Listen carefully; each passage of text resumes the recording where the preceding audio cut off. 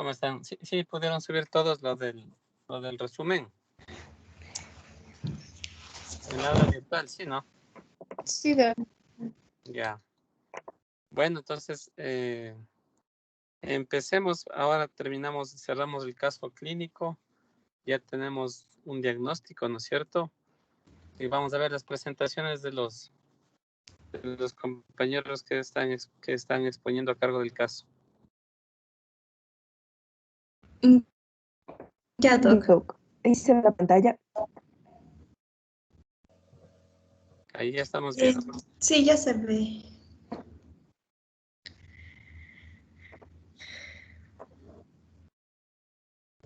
Listo. Ya, Doc.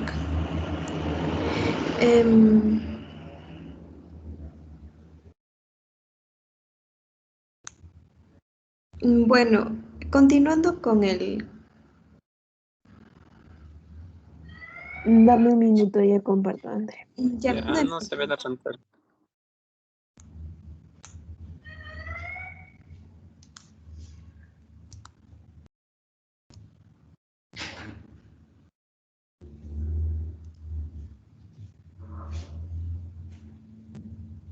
¿Ya me escuchan?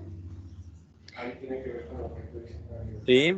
Ya, bueno, continuando con el caso, el doctor nos pidió que averigüemos acerca de la definición de la insuficiencia renal aguda, al igual que de sus causas.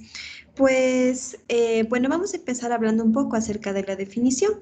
La insuficiencia renal aguda se suele caracterizar por la disminución abrupta de la filtración glomerular, la cual resulta por la incapacidad del riñón para excretar los productos nitrogenados.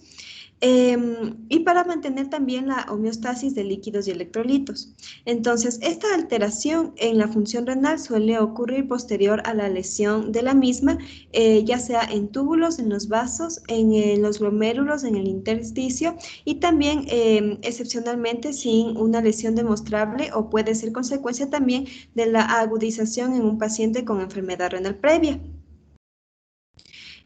Bueno, una de las causas que esto conlleva puede ser debido a que el paciente pueda presentar una enfermedad como suele ser la diabetes o tenga insuficiencia cardíaca, enfermedad arterial periférica o también enfermedades hepáticas y también puede ser ocasionado por medicamentos o por la rhabdomiólisis. También esta puede ser ocasionada por edad avanzada. En cuanto, eso también suelen haber otras causas que se las suelen dividir en lo que es prerrenal, en renal y en posrenal. En prerrenal, que es la hipoperfusión renal, que las podemos dividir en lo que es hipovolemia, en disminución del gasto cardíaco, en la vasodilatación sistémica o vasoconstricción. Lo que es la oliguria, la diuresis concentrada, al igual que los tratamientos como suelen ser la sueroterapia, al igual que en la parte de lo que es corregir los electrolitos. En la renal o parenquimatosa, lo que es la isquemia, la nefrotóxicos o también endógenos, la glomerulonefritis y también los que son vasculitis y túbulos intersticiales. En cuanto a la posrenal, se puede ocasionar también por lo que son obstrucciones unilaterales como la litiasis, tumores y parte bilateral como es la hiperplasia benigna de próstata y disfunciones neurógenas. Siguiente, por favor.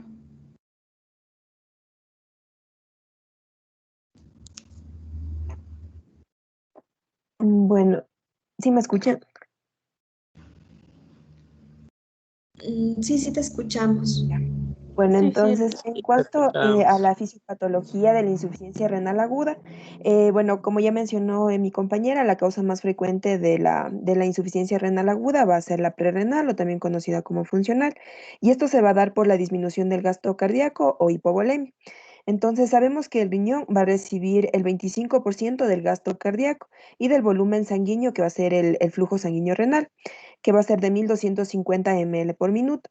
Sin embargo, no todas las causas que van a estar produciendo este daño van a llevar a una insuficiencia renal aguda, pero sí van a alterar la función y también va a disminuir el flujo sanguíneo renal. pero el riñón va a poder autorregular su flujo intrarrenal al disminuir en la corteza y solo mantener sus funciones en los glomérulos medulares, que solo van a necesitar del 30 al 40% de este flujo, lo que se va a manifestar por las bajas del flujo urinario o la diuresis, y como nosotros ya habíamos visto en nuestro paciente, va a presentar anuria. Entonces, también va a haber un aumento de la urea, de la creatinina, pero nunca se va a disminuir la depuración de la creatinina a menos de 15 ml por minuto. Esto nos mencionaban en el artículo que esto es a lo que se le va a llamar la disfunción renal, pero no va a ser en sí la insuficiencia renal aguda. Y es lo que nos mencionaban que antiguamente se le llamaba como insuficiencia prerrenal o insuficiencia funcional.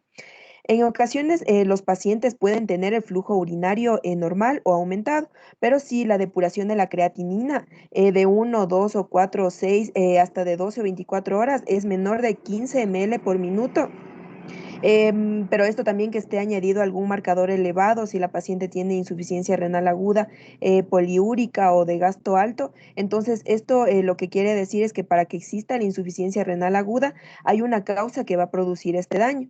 Esta lesión del riñón en los diferentes componentes del glomérulo y se va a manifestar también por la insuficiencia renal. Y entonces aquí esto va a ser el riesgo o la causa del daño y la insuficiencia que puede llevar incluso a la muerte de los pacientes graves, pero esto cuando están acompañados del síndrome de falla orgánica múltiple. Y cuando la insuficiencia renal aguda es única, la recuperación de la función renal va a ser prácticamente total y solo puede quedar un daño cuando la agudización del paciente, o sea, va a tener una enfermedad renal crónica.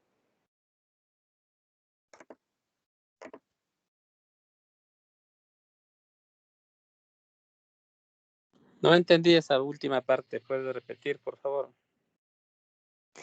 O sea, aquí nos dice que cuando la insuficiencia renal aguda es única, la recuperación de la función renal va a ser total.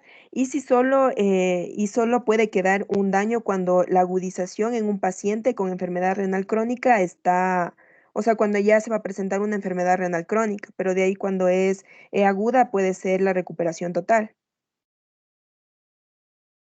Bueno, sí, la recuperación de la falla renal aguda tiene que ser completa, ¿no? Porque es recuperable totalmente.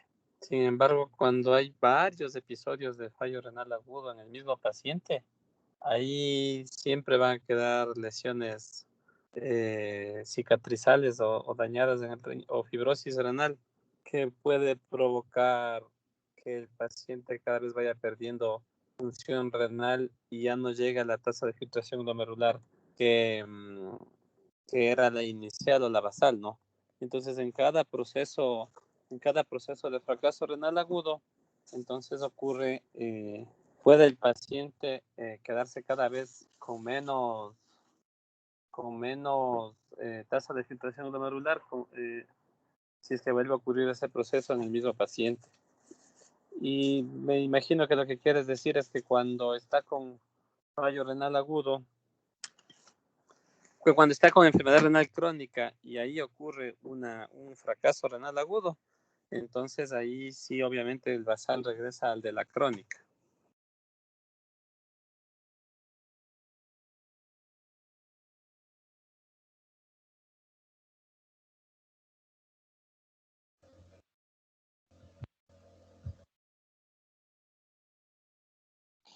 Mm, ya listo. Bueno, nosotros hemos abarcado el tema de gastritis autoinmune porque fue nuestra conclusión del diagnóstico del cuadro que presentaba esta paciente. Otro nombre que se denomina la gastritis inmune se la conoce como una gastritis crónica atrófica del tipo A. Se caracteriza por ser una enfermedad inflamatoria crónica que se presenta en la mucosa del cuerpo y fondo del estómago. Asimismo, también he querido recalcar lo que es las manifestaciones clínicas de este tipo de gastritis, pero hay que mencionar que no existe ningún, ninguna estandarización en respecto a lo que es la clínica y tampoco existe algún síntoma patognomónico que nos lleve a un diagnóstico preciso de gastritis autoinmune, ya que hay incluso personas que presentan esta patología y son asintomáticas o también incluso se ha visto que pueden presentar manifestaciones neuropsiquiátricas. Y tampoco no existe alguna prueba estandarizada que muestre buena sensibilidad y especificidad para llegar a un diagnóstico. Entonces, este tipo de gastritis es de alta sospecha clínica. Podemos observar que va a presentar manifestaciones hematológicas, digestivas, neuropsiquiátricas, como ya mencioné, y también enfermedades autoinmunes. Entonces, esas son el grupo de las manifestaciones clínicas que va a presentar podemos encontrar en el cuadro clínico de la paciente. Asimismo, la característica de este tipo de gastritis es la pérdida de las células parietales, que se puede visualizar con algunos efectos, tal como lo que es una hipocloridia, que nos puede llevar incluso hasta presentar cuadros de acloridia. También puede haber se caracteriza por lo que es la disminución del factor intrínseco. Entonces, una vez que se encuentra disminuido, esto va a dar la deficiencia de la vitamina B12. Asimismo, va a haber aumento de gastrina y también vamos a observar una disminución del pepsinógeno 1 y 2, va a presentar un valor menor a 3. Entonces, todos estos tipos de características son las que nos llegan a la conclusión de que el paciente va a presentar una gastritis autoinmune con la sospecha clínica y lo que es un examen endoscópico. Siguiente, Silvi. ¿Sí me pueden escuchar? ¿Aló? Sí, Ya, a ver, entonces dentro del diagnóstico que nosotros vamos a evaluar, primero hay que tomar en cuenta algo bastante importante, que nos decía que, la literatura, la mayor parte nos dicen que el diagnóstico por lo general es, esta enfermedad es subdiagnosticada, es decir, que en lo último que se piensa básicamente es en una gastritis autoinmune. Esto por lo general sucede ya que los pacientes por lo general presentan una sintomatología bastante variada y no es ningún signo patognomónico de esta patología. Entonces, este tipo de patología se va a diagnosticar con base en, se van a solicitar una serie de exámenes, tanto de exámenes de laboratorio como de imagen. Y también tiene que ser valorada con respecto a una alta sospecha de la clínica. Ahora bien, ¿cuáles son las sintomatologías que puede presentar el paciente para guiarnos a un diagnóstico de una gastritis autoinmune? Los pacientes por lo general pueden presentarse o bien asintomáticos o también presentar manifestaciones hematológicas dentro de las cuales son frecuentes la anemia ferropénica y la anemia por déficit de vitamina B12, que es la anemia perniciosa.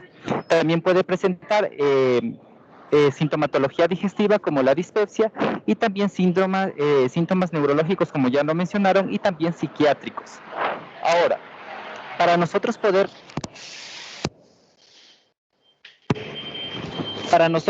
evaluar específicamente o poder tener un diagnóstico un poco más certero, podemos ayudarnos de la endoscopía, que nos decía que no es tampoco un examen, es un examen sensible a esta patología en particular. Lo que sí mencionaba bastante era que podemos guiarnos por los protocolos de Sydney con respecto a la patología en particular, a la biopsia que nosotros vamos a enviar para análisis patológico. También nos decía que los estudios son muy importantes, los anticuerpos anticélulas parietales, ya que básicamente la patología lo que va a hacer es desarrollar anticuerpos contra estas células. Y también los anticuerpos antifactor intrínseco, y para ello también la aplicación de unas técnicas dentro de la toma de la muestra, dentro de lo que es la endoscopía. Siguiente, por favor.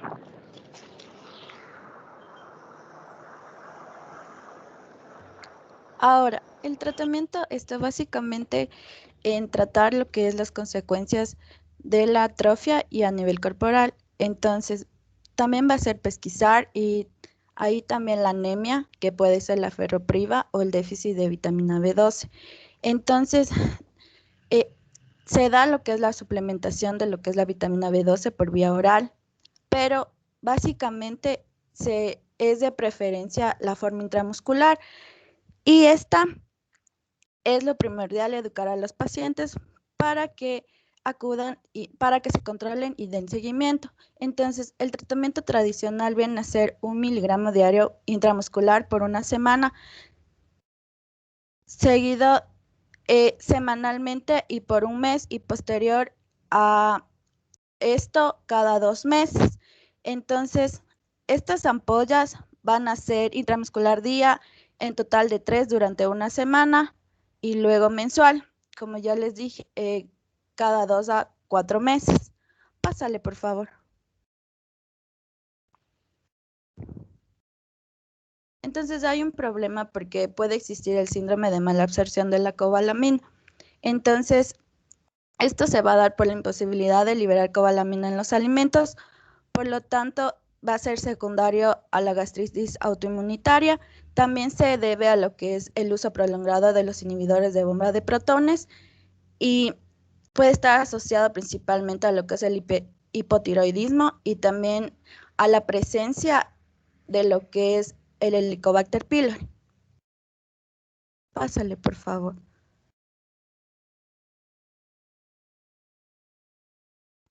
Entonces, ya cuando se da lo que son las neoplasias neuroendocrinas, esto se va a dar un seguimiento. De ahí se puede dar lo que es la resección endoscópica o también la cirugía. Como podemos ver en la imagen que está ahí, en la imagen 6 y 7 vamos a ver lo que son los tumores neuroendocrinos tipo 1, que van a estar asociados a lo que es la gastritis autoinmune. Y en la imagen 9, ahí se va a dar lo que es la resección endoscópica mediante la mucosectomía multibanda. Todo esto se da en una unidad endoscópica de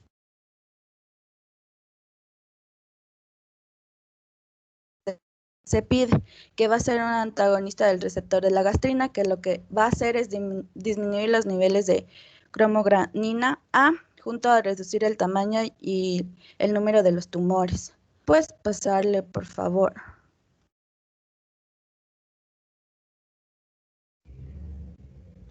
No sé si me están escuchando. Ahora, No se escucha muy bien. en el seguimiento, aquí se va a dar lo que es para ver que no existan lo que es el desarrollo de neoplasias gástricas neuroendocrinas tipo 1, que esto van a ser una alta incidencia para lo que formen los adenocarcinomas gástricos. Entonces, como ya les había dicho, hay un alto riesgo del Helicobacter pylori para formar lo que es la carcinogénesis y también el desarrollo de la metaplasia intestinal de las células calciformes. Por lo tanto, se sugiere lo que es realizar la endoscopía dentro de los 6 meses del diagnóstico y también se desarrolla lo que es los síntomas digestivos altos en estos pacientes. Entonces, en estudios que ya se probó en lo que es la resección endoscópica de los carcinoides gástricos, van a ser de tipo 1 o 2, que van a ser los que estén menos de 1 centímetro y que no muestran lo que son las características agresivas. Entonces, esto, como ya se evidenció en lo que son estos artículos que publicaron en Estados Unidos, aquí se va a dar un seguimiento razonable en lo que es individualizado. Por lo tanto, se va a dar también en un intervalo mínimo de 3 años. Gracias.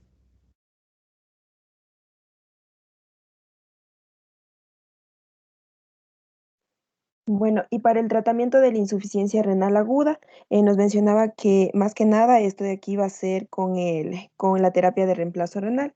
Entonces, para esto nosotros tenemos que tener en cuenta ciertos criterios. Primero que tiene que haber una oliguria o anuria que sea menor de 200 ml por minuto, acidosis metabólica con un pH que es menor a 7.1, una No ha de hiperazoemia. ser menor de 200, no ha de ser menor de 200 ml por minuto.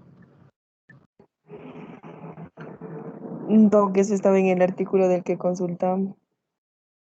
Bueno, oliguria, que sería A ver, menor de 200 ml, o anuria, ya cuando o sea, el paciente ya no, ya no pero presenta. es que menos de 200 ml, por ejemplo, es 150 ml, es menos de 200 ml por minuto. Imagínense, ¿quién orina 150 ml por minuto? Orinamos máximo 1.5 por kilo por hora, ¿no es cierto? A Ya ver, listo, Doc. vuelvan a chequear el artículo, a ver qué parte, no vamos a ver en esa Sí, Sería, diapositiva.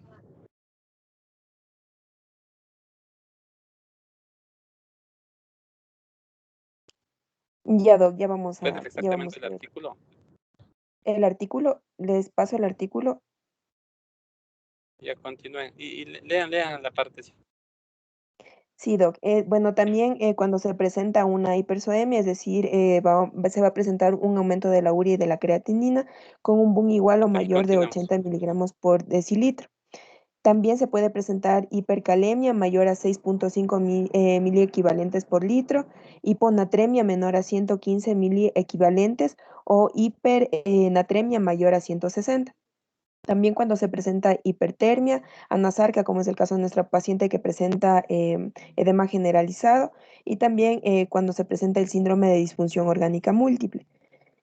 Bueno, entonces el criterio que también existe es que si existe una causa o la depuración de la creatinina cuando es menor a 15 ml por minuto y también la beta microglobulina que sea mayor a 7.4. Entonces ahí nosotros vamos a poder iniciar con la terapia de reemplazo renal.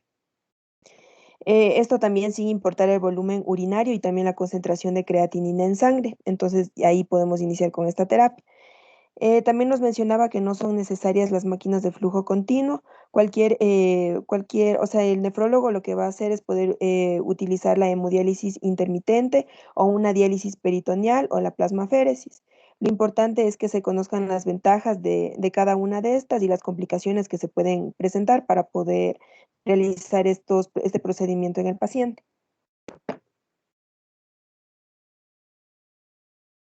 Listo, Doc. Eso sería la búsqueda de lo que nos mandó a consultar. Bueno, entonces ahora concluyan con su paciente, con qué signos, con qué síntomas, con qué laboratorio y en base a qué han llegado al diagnóstico definitivo. Bueno, sí, como habíamos quedado en la clase anterior con los exámenes que usted nos dio, Doc, la paciente estaba con una insuficiencia renal aguda. Esto estaba dado por la hipovolemia, por el sangrado digestivo alto que presentaba nuestra paciente y habíamos llegado a la conclusión de que la paciente estaba con anemia, perdón, con gastritis, con una gastritis y teníamos que descartar si era autoinmune. Y como ya les habíamos presentado aquí la bibliografía, entonces podemos confirmar que es una gastritis autoinmune por el, o sea, porque esto va a ser causado por la hipovolemia y esta va a ser una de las causas por las que se va a producir este tipo de gastritis. La autoinmune.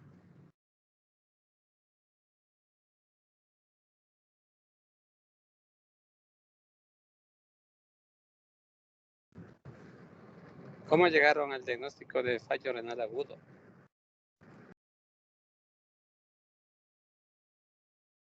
¿Sí me escuchan, chicos? Sí, Doc. ¿Cómo llegaron a establecer que es una insuficiencia renal aguda?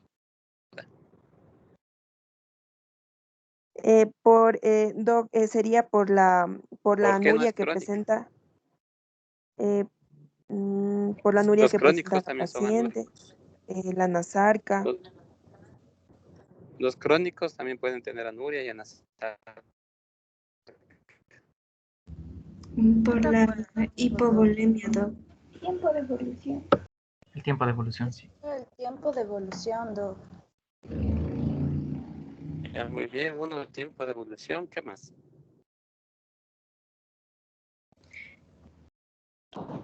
El resultado de los, ¿cómo se llama? De los, ¿cómo se llama? De los No son cloruros, ¿cómo es de los? Ah, se me fue. Del cloro y del potasio. Mm, ¿Cómo qué, por ejemplo? ¿Qué pasa con el potasio?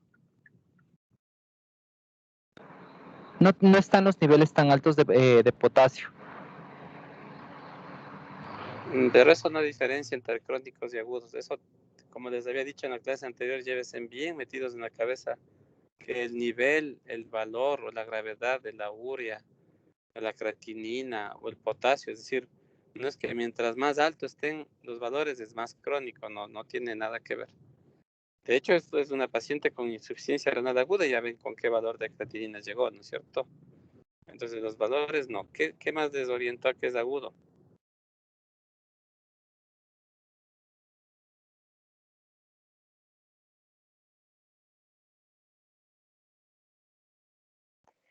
También, Doc, sería por la causa, porque existe una causa desencadenante, que en este caso es el sangrado digestivo alto. Sí, muy bien, la causa, un desencadenante y el tiempo de evolución está muy bien. ¿Qué más les ayudó al diagnóstico? Las alteraciones en el flujo urinario, que en este caso la paciente tiene anuria. Anuria, ¿no? Pues anuria, les digo que también puede haber un crónico.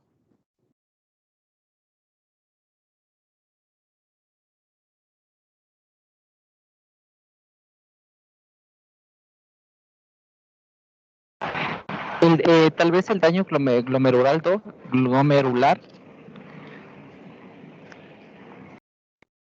Perdón, ¿el daño glomerular de qué?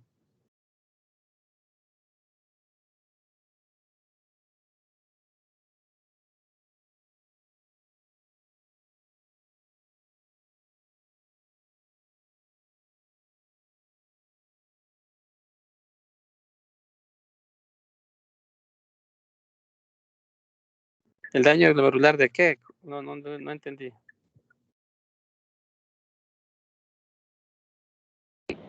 Doc, en una insuficiencia renal crónica ya hay un compromiso del parénquima renal. Y en esta paciente, ¿cómo se dan cuenta que no hay el compromiso del parénquima renal?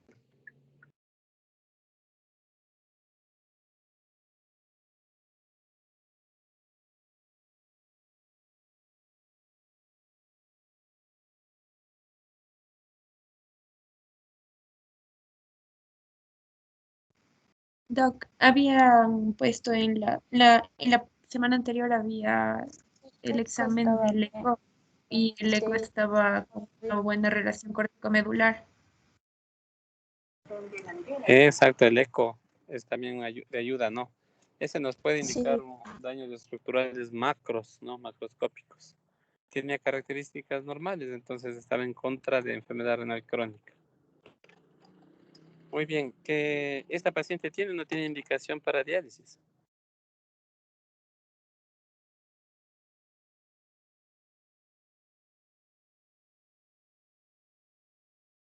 Yo creo que sí, Doc, porque no hay filtrado glomerular.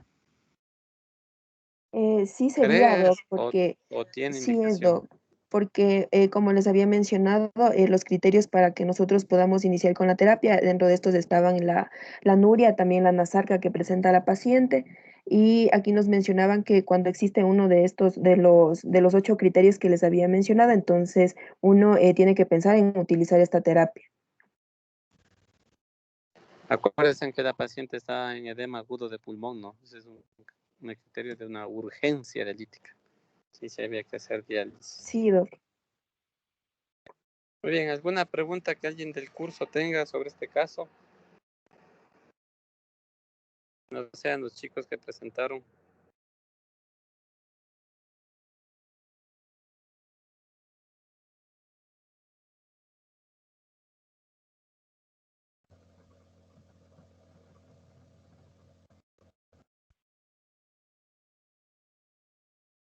Doc, usted nos había dicho que posiblemente la paciente se había complicado con alguna neumonía viral y que nosotros teníamos que descartar si, o sea, si tal vez fue por COVID, y no sé si usted nos puede confirmar si tuvo o no COVID la paciente.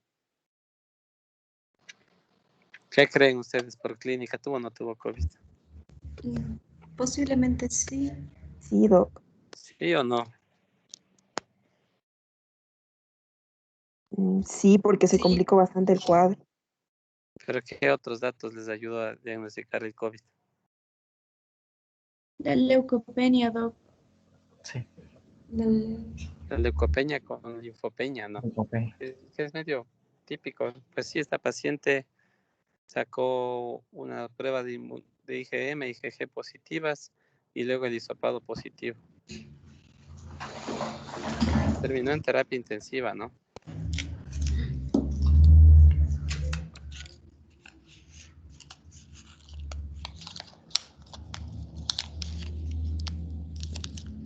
Y hasta ahora sigue anúrica y sigue con necesidad de diálisis. Doc, una pregunta. ¿Y a la Sí. paciente le hicieron un examen para detectar Helicobacter pylori? No, no le han hecho porque está pasado a segundo plano. Lo que sí se le ha pedido es pruebas inmunológicas para descartar enfermedades autoinmunes en esta paciente, para descartar el compromiso gástrico, renal, pulmonar. Porque yo leí que en la gastritis autoinmune que el riesgo de sangrado digestivo o de úlcera es escaso y que casi no se presenta.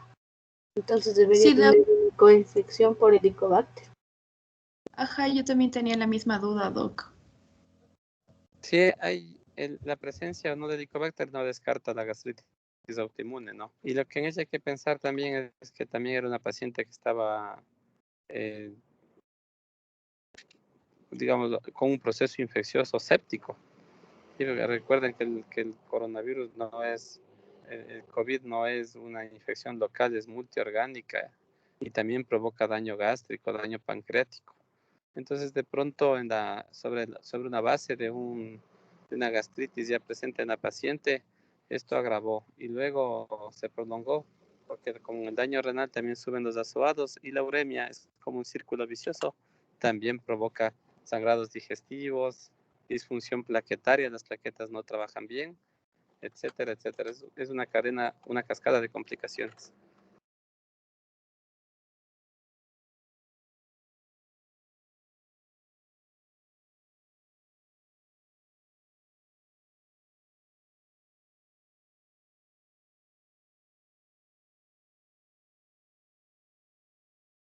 ¿Alguna pregunta más?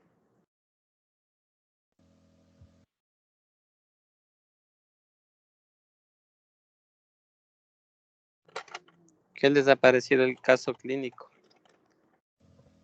¿Cómo vieron el caso clínico? ¿Qué les parece? ¿O ya han tenido así presentaciones de casos clínicos con otras materias? No, No, Doc, de hecho, este así. está la... El otro, Ajá. el otro, Muy interesante hacerlo los en otros se tres meten mucho partes, en Doc. materia. A ver, veamos primero, a ver, démosle la palabra a Patterson, luego tú a Catherine, primero, démosle la palabra a Catherine para escucharle y luego Patterson. A ver, Catherine. Ha sido, le decía que me pareció bastante interesante porque, por ejemplo, en otras materias no hemos hecho así. Bueno, más que nada ahora que estamos virtualmente, no hemos hecho casos clínicos así. Y dividirlo en tres partes también me parece bien porque vamos ampliando en cada fase, vamos ampliando todos los, por ejemplo, en lo de los exámenes de laboratorio, decir para qué pedimos esto. O sea, entender, o sea, relacionarlo con el paciente, no solo en lo teórico, sino ya como que, no sé, yo sentí como que estuviéramos con el paciente, entonces sí me pareció bastante interesante, Doc. Entonces yo creo que sí, creo que hemos llegado a los objetivos porque la idea es esa, no tratar de simular la parte práctica, como que estuvieran con el paciente, porque eso debíamos de haber hecho en un hospital.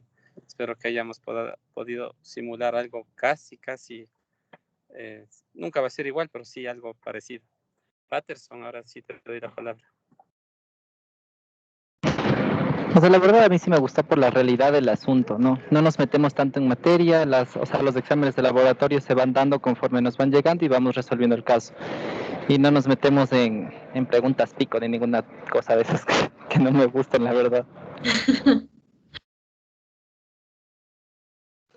Bueno, ¿alguien más?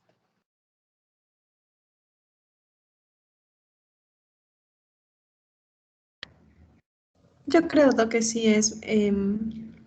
es muy interesante realizar las clases de esta manera porque de una u otra manera también nos obliga a nosotros a investigar y prepararnos en algunas lagunas que tengamos nosotros sobre este tipo de conocimiento. Para mi parecer fue muy bueno ir desarrollando los casos de esta forma, Doc. Bueno, esperemos que yo como les dije, yo creo que con esto de casos clínicos, claro que también hacía yo estos casos clínicos cuando había también las clases presenciales, ¿no? Pero sí, yo creo que con esto se aprende mucho más y se amplía un poquito más el conocimiento también, pues hacia el área extrarrenal, que también es importante, ¿no es cierto? Para ir completando los conocimientos que deben llevar ustedes. Bueno, vamos a ver, entonces, decíamos que la próxima clase, tendremos clase magistral para un poco de tratamiento de enfermedad renal crónica, que sería el martes, y les decía que el jueves yo creo que ya, el jueves quedamos en tomar el examen este jueves, ¿era o no? No, Doc, quedamos en el 25. Al siguiente. Ya, entonces en ese jueves, bueno, yo creo que sí nos tomamos dos días de clase para ver un poco de tratamiento, control de factores de riesgo, que recuerden que ustedes deben seguir revisando la guía, ¿no? Luego tendremos la presentación de otro caso clínico, mientras vayamos aprendiendo de insuficiencia renal aguda. Presentaremos otro caso clínico, ahora esperemos encontrar, veamos lo que venga, ¿no? Porque yo hubiera preferido darles un caso clínico de un paciente crónico, pero me pareció este caso más interesante y que tuvimos en el hospital. Entonces, nada, pues ya resultó agudo. Pero creo que es una buena introducción para cuando empecemos a aprender insuficiencia renal aguda. Chicos, espero que haya quedado claro, que el curso esté satisfecho y nos veríamos el día martes. El martes, ¿no? En clase magistral. Revisen la guía. Ya, Doc. Tengan buena tarde, hasta luego. Gracias, Doc. Hasta Chao. luego, Doc. Gracias. Hasta luego, Doc.